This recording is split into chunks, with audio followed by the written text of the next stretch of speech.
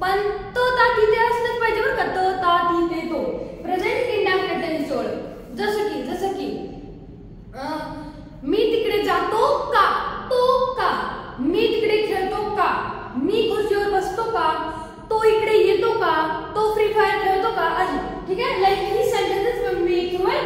आता इंटरोगेटिव्हचा फॉर्म्युला आहे, हा फॉर्म्युला आहे. आता आपल्याला माहिती डू कशावर लागतो, डज कशावर लागतो. तरी परत एकदा सांगतो, डू कशावर लागतो, आय आणि यू बरोबर. आणि डज कशावर लागतो, ही, शी आणि दे बरोबर. आता हे तर आपल्याला माहिती. आता now let's make the sentence. Let's take one example in Marathi. आता पहिल्यांदा मराठी घेऊ बरं का, then we will translate it to English through this formula. मग या फॉर्म्युल्याच्या मदतीने आपण ट्रान्सलेट करणार मराठी टू इंग्लिश. आता let's take one sentence. Okay, तो तिकडे जातो का, तो तिकडे जातो का. आता बघा पहिल्यांदा काय बघायचं आपल्याला, पहिल्यांदा हे बघायचं की काच्या आधी काय आलंय, तो. काच्या आधी काय आलंय, तो. तो म्हणजे कोणता टेन्स, प्रेझेंट इंडेफिनिट टेन्स. कोणता टेन्स, प्रेझेंट इंडेफिनिट टेन्स. आता आपल्याला तो वरून कोणता टेन्स कळाला, प्रेझेंट इंडेफिनिट टेन्स कळाला बरोबर. आता लास्टला काय आले, का. का म्हणजे प्रश्नार्थी वाक्य, इंटरोगेटिव्ह वाक्य कळलं. त्यामुळे टेन्स कळाला, प्रेझेंट इंडेफिनिट टेन्स. आणि फॉर्म्युला कळाला कोणता, नाही अफर्मेटिव्ह, नाही नेगेटिव्ह, नाही डबल इंटरोगेटिव्ह. कोणता, interrogative. So now let's use this formula. आता हा फॉर्म्युला यूज करूया. आता formula we will make the sentence. Formula wise वाक्य तयार करायचं. आता फॉर्म्युला फर्स्ट नंबरला काय आहे, डू किंवा डज. आता बघा, तोची इंग्लिश काय असते, ही. तोची इंग्लिश काय असते, ही. ही बरोबर काय लागतो, डज. काय लागतो, डज. त्यामुळे पहिल्यांदा डू किंवा डज आहे आणि हिला लागतो डज, त्यामुळे आपण डज घेणार. आता फॉर्म्युला सेकंड नंबरला काय, सब्जेक्ट. काय, सब्जेक्ट. आता आपला सब्जेक्ट काय, सब्जेक्ट तो. तोची इंग्लिश ही, डज ही. आता फॉर्म्युला थर्ड नंबरला काय आहे, मेन वर्बची फर्स्ट फॉर्म. आता आपल्याकडे मेन वर्ब काय, मेन वर्ब जातो. जाण्याची इंग्लिश गो, माहिती ना. डज ही गो, गोची फर्स्ट फॉर्म गोच असते, डज ही गो. आता फॉर्म्युला लास्ट काय, आता बघा आपण फॉर्म्युला वाईज चाललोय. फॉर्म्युला लास्टला काय, ऑब्जेक्ट. आपल्याला ऑब्जेक्ट का, ऑब्जेक्ट घ्या तिकडे. तिकडेची English there. Does he go there. झालं हे आपलं वाक्य तयार. हे सिंपल होतं वाक्य आपलं इंटरोगेटिव्हचं. Does he go there. आता अजून एक घेऊ बरं का, मी घेतला एक्झाम्पल नाव सेकंड. काय घ्यायचं आपण, हा चला हे घेऊ. मी खुर्चीवर बसतो का. आता बघा पहिल्यांदा काय बघायचं, काच्या आधी काय, काच्या आधी काय आहे, तो. तो म्हणजे कोणता टेन्स, प्रेझेंट इंडेफिनिट टेन्स. कारण प्रेझेंट इंडेफिनिट टेन्सची ओळख काय आहे, त, ता, तिथे, तो. आता तो आलाय प्रेझेंट इंडेफिनिट टेन्स. का आलाय म्हणजे इंटरोगेटिव्हचा फॉर्म्युला आणि द फॉर्म्युला इज गिवन.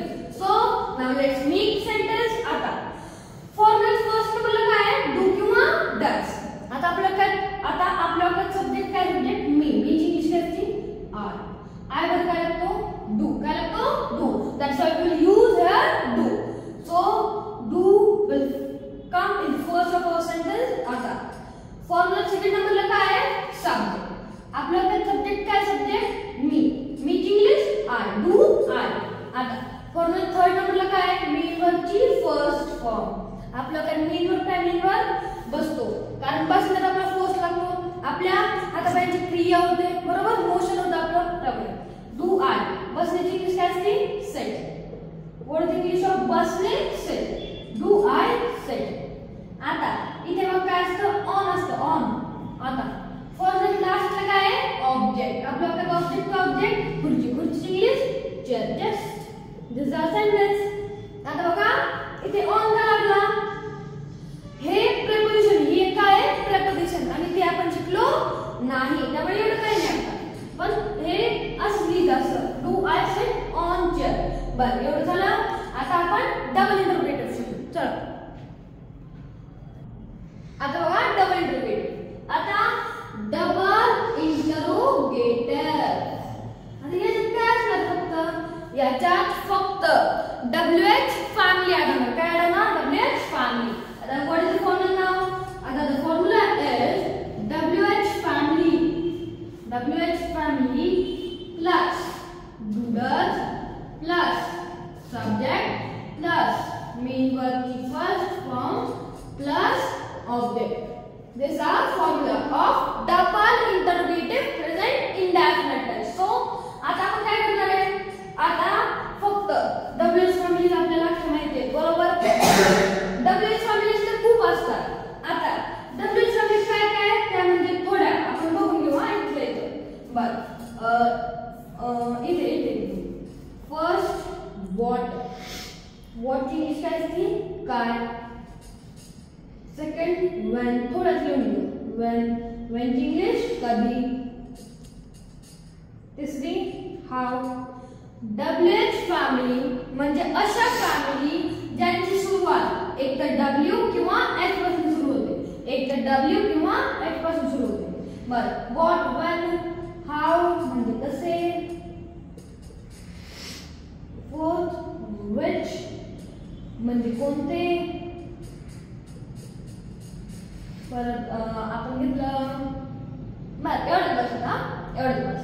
आता let's take an example of that. आता बघा आपण काय घेतलं होतं इंटरप्रिटेशनचं, मी तिकडे सॉरी तो तिकडे जातो का. आता हे घेऊ, तो का काय घेऊ. पाचवं fifth sentence, fifth double family Y ची इंग्लिश का. बरं सॉरी वाय ची मराठी का. तो तिकडे का जातो किंवा तो का तिकडे जातो, तो तिकडे का जातो. ओके आता कसं सोडवायचं याला. आता पहिल्यांदा हे बघायचं वाक्याच्या लास्टला काय आलंय. वाक्याच्या लास्टला काय आलंय, तो म्हणजे कोणता टेन्स, प्रेझेंट इंडेफिनिट टेन्स. कारण प्रेझेंट इंडेफिनिट टेन्सची ओळख काय आहे, तर, ता, ती, ते, तो. त्यामुळे आता आपल्याला हे तर कळलं present indefinite tense, present indefinite tense हे तर कळलं आपल्याला. आता पहिल्यांदा आपल्याला हे बघायला लागेल WH फॅमिली आहे का. आता काय WH फॅमिली का, कायची इंग्लिश काय असते वाय, म्हणजे वाय हे WH फॅमिली. काय WH family. So what will do now. आता आपल्याला काय करायचंय, आता formula wise will make the sentence. आता आपल्याला हे कळलं प्रेझेंट इंडेफिनिट टेन्स आणि double interrogative. So the formula is given, now we will make the sentence. आता सिंपल फॉर्म्युला फर्स्ट नंबरला काय आहे, WH फॅमिली. आपलं काय WH फॅमिली काय आहे, काची इंग्लिश वाय. जस्ट आता फॉर्म्युला सेकंड नंबरला काय आहे, डू किंवा डज. आता तोला काय लागतो, डू का does, does, why does. Formula third नंबरला काय आहे, सब्जेक्ट. आपलं काय सब्जेक्ट काय आहे, तोची English he. Why does he. So now formula fourth नंबरला काय, मेन वर्बची फर्स्ट फॉर्म. आपलं काय मेन वर्ब काय, मेन वर्ब जातो, जाण्याची इंग्लिश गो, गोची first form go. Why does he go. आता फॉर्म्युला लास्टला काय आहे, ऑब्जेक्ट. आपलं काय ऑब्जेक्ट काय, ऑब्जेक्ट आहे काय तिकडे, तिकडेची English then. The simple sentence we have made here. आपण इथे बनवलेला आहे. आता आजच्या लेक्चर मध्ये प्रेझेंट इंडेफिनिट टेन्स आपण इंटरोगेटिव्ह आणि डबल इंटरोगेटिव्ह शिकलो. So now our present indefinite tense has been